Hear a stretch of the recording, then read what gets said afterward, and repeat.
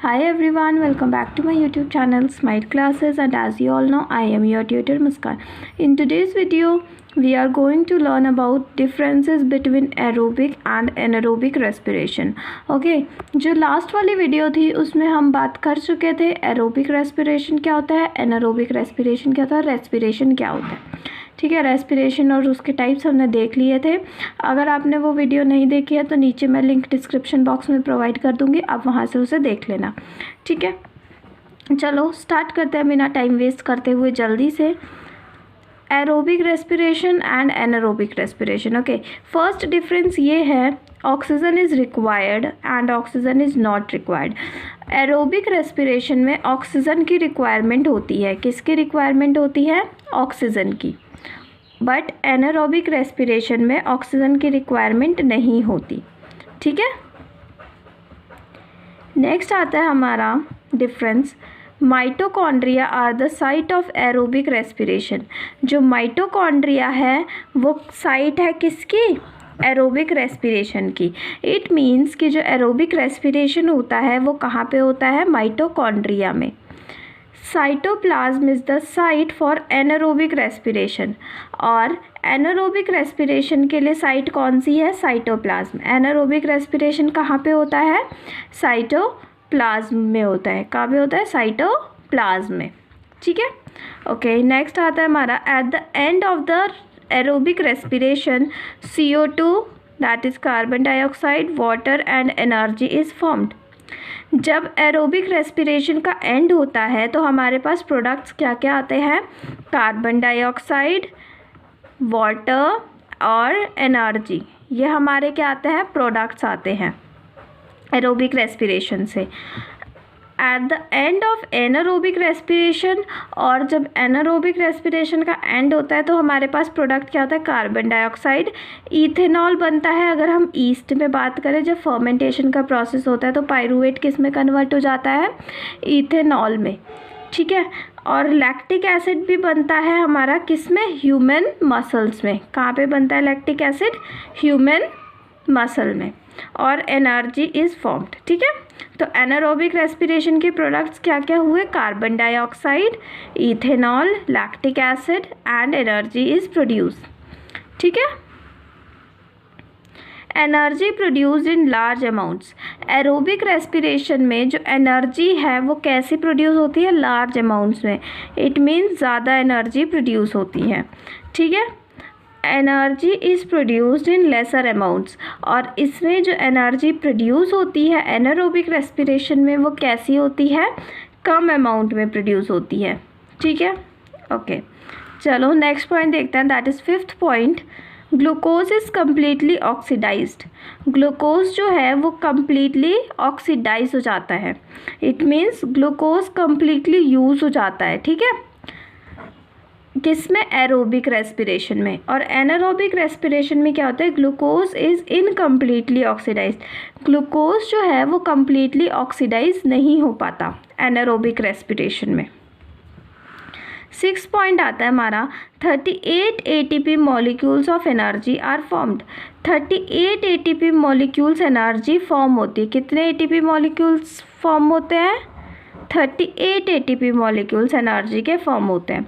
और यहाँ पे एनारोबिक रेस्पिरेशन में कितने मॉलिक्यूल्स फॉर्म होते हैं एनर्जी के? 2 ATPs ओनली.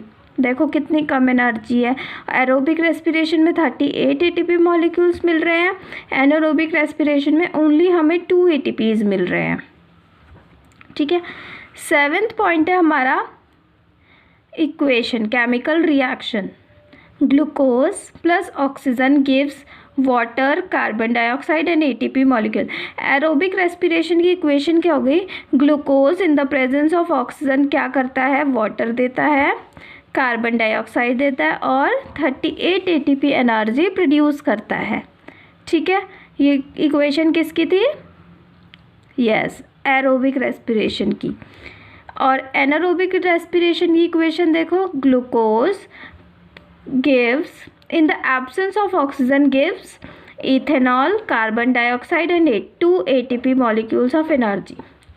ठीक है, ये तो बात थी ईस्ट की। किसकी बात थी? ये ईस्ट में हमने बात की थी। अगर हम ह्यूमन मसल्स की बात करें तो ग्लूकोज क्या देता है? Lactic acid plus 2 ATP energy produce करता है। ओके, ये थे हमारे डिफरेंसेस किसके? एरोबिक रेस्पिरेशन के और एनारोबिक रेस्पिरेशन के। अगर हम इसके एग्जाम्पल की बात करें तो क्या आ जाएगा इसके example? Human beings aerobic respiration के, कैट्स, डॉग्स एट्सेट्रा। ठीक है, और एनारोबिक रेस्पिरेशन के एग्जाम्पल की बात करें तो ह्यूमन मसल टिश्यू और ईस्ट एट्सेट्रा। ठीक है, चलो एक बार जल्दी से देख लेते हैं फिर से। एरोबिक रेस्पिरेशन में ऑक्सीजन की रिक्वायरमेंट होती है, एनारोबिक रेस्पिरेशन में ऑक्सीजन की रिक्वायरमेंट नहीं होती। एरोबिक रेस्पिरेशन की जो साइट है, इट मींस एरोबिक रेस्पिरेशन जो है वो माइटोकॉन्ड्रिया में होता है सेल के, और एनारोबिक रेस्पिरेशन होता है साइटोप्लाज्म में। ठीक, एरोबिक रेस्पिरेशन से हमें जो प्रोडक्ट्स मिलते हैं वो कौन कौन से? Carbon dioxide, water and energy. Anaerobic respiration से जो हमें प्रोडक्ट्स मिलते हैं वो कौन कौन से हैं? Carbon dioxide, ethanol, lactic acid और एनर्जी। लैक्टिक एसिड हमें किससे कब मिलता है? जब ह्यूमन टिश्यू में एनारोबिक रेस्पिरेशन होता है। इथेनॉल हमें कब मिलता है? जब ईस्ट में रेस्पिरेशन होता है। Okay, large amount of energy is produced. Aerobic respiration में large amount of energy release होती है, और एनारोबिक रेस्पिरेशन में कम अमाउंट में एनर्जी रिलीज होती है। ग्लूकोज जो है वो कम्प्लीटली ऑक्सीडाइज हो जाता है किसमें? एरोबिक रेस्पिरेशन में, और एनारोबिक रेस्पिरेशन में ग्लूकोज इनकम्प्लीटली ऑक्सीडाइज होता है। 38 ATP molecules of energy are formed. 38 ATPs energy produce होते हैं किसमें? एरोबिक रेस्पिरेशन में, और एनारोबिक रेस्पिरेशन में only 2 molecules of ATP produce होते हैं। रिएक्शन या फिर केमिकल रिएक्शन कैसा होता है? ग्लूकोज ऑक्सीजन की प्रेजेंस में water plus carbon dioxide plus 38 ATP energy release करता है। ठीक है, और एनारोबिक रेस्पिरेशन की इक्वेशन हो गई ग्लूकोज, अगर ईस्ट की बात करते हैं तो in the absence of oxygen ethanol plus carbon dioxide plus 2 ATP energy release करता है। अगर हम ह्यूमन मसल की बात करें तो ग्लूकोज देता है हमें lactic acid plus 2 ATP energy. Okay, और CO2। एग्जाम्पल हो गए एरोबिक रेस्पिरेशन के human beings, cat, dogs etcetera, और एनारोबिक रेस्पिरेशन के एग्जाम्पल हो गए human muscle tissue, yeast etcetera. Okay, that's all for today. I hope आपको समझ आ गया होगा differences between aerobic and anaerobic respiration. मिलते हैं अगली वीडियो में, तब तक के लिए बाय बाय।